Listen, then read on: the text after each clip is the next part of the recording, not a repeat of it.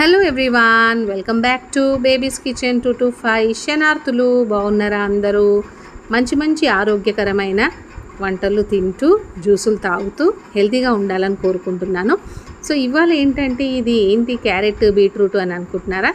ఇవాళ మనము ఎంతో శక్తివంతమైన ఏబీసీ జ్యూస్ చేసుకుందాము. ఏబీసీ జ్యూస్ అంటే ఆమ్లా, బీట్రూట్, క్యారెట్ జ్యూస్. ఆ జ్యూస్ కూడా ఏంటి నిలువ ఉండేదన్నమాట. సో నిలువ ఉండే ఏబీసీ పొడి. ముందుగా వీటిని చక్కగా కడిగేసి ఆ తర్వాత పీలర్తో దీనిపైన ఉన్న పొట్టంతా తీసేద్దాం.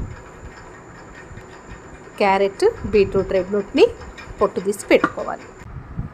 ఇలా తొక్కలు తీసేసి మంచిగా మనము తురిమే దాంతో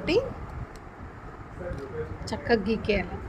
ముక్కలు ముక్కలుగా రౌండ్గా ముక్కలుగా గీకేసి పెట్టుకోవాలి.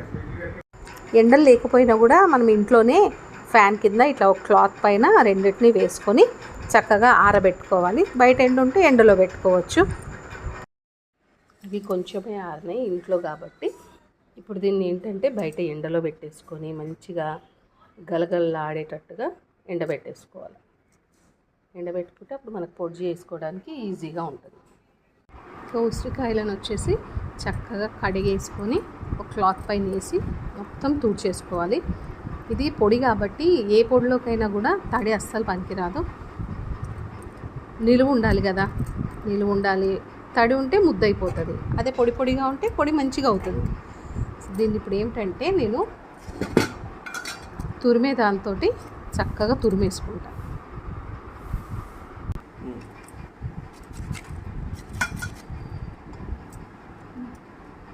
ఇట్లా తురుపుకుంటే మనకి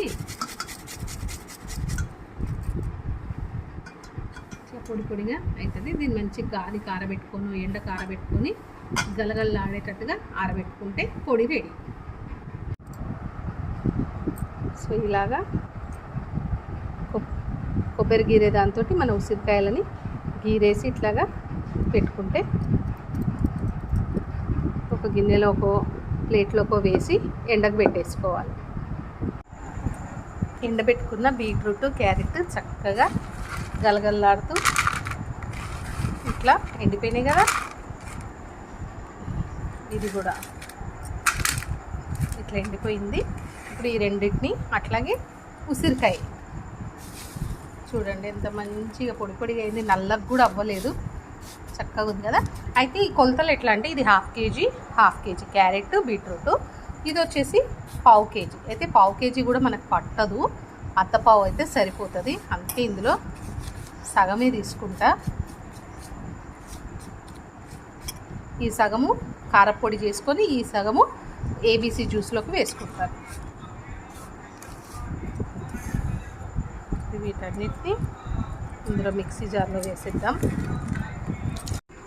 ఆల్రెడీ నేను నా ఛానల్లో ఉసిరికాయ కారం పొడి పోస్ట్ చేశాను, ఒకసారి అది కూడా చూడండి. చాలా రుచిగా ఉంటుంది. అన్నంలో మొదటి ముద్ద అది వేసుకొని తింటే చాలా బాగుంటుంది. దీంతో మనం తీసుకున్న ఉసిరికాయ చాలు. ఉసిరికాయ బాగా పుల్లగా దాని డామినేషన్ ఎక్కువైపోతుంది అనమాట. అందుకని అట్లా డామినేషన్ దాని ఎక్కువ, మూడుది సమానంగా ఉండాలి. మూడిటి రుచి మనకు మంచిగా తెలియాలని నేను అట్లా వేసుకుంటున్నాను. సో ఇప్పుడు దీన్ని మనము చక్కగా గ్రైండ్ చేసేద్దాం. ఏబీసీ నిలువ ఉండే జ్యూస్ పొడి ఇలా గ్రైండ్ చేసుకున్న తర్వాత ఇలా బరకగా ఉంటుంది. అలా ఉండొద్దు కాబట్టి ఒక ఫిల్టర్తో దాన్ని మనం జల్లించుకున్నాం అనుకోండి, చక్కటి మెత్తటి పొడి వస్తుంది అనమాట. ఆ పొడి అయితే ఏమవుతుందంటే తాగడానికి చాలా ఈజీగా ఉంటుంది. జ్యూస్ అన్నప్పుడు ఏంటంటే స్మూత్గా వెళ్ళిపోవాలి, ఇబ్బందిగా ఉండొద్దు. సో కాబట్టి ఇలా జల్లించుకొని అది వచ్చిన ఫైన్ పౌడర్ ఉంటుంది కదా, దాన్ని వాటర్లో కలుపుకొని తాగాలి. చాలా స్మూత్గా ఇలాగా పౌడర్ లాగా అయిపోవాలన్నమాట. నీళ్ళల్లో కలిపిస్తే కలిసిపోవాలి.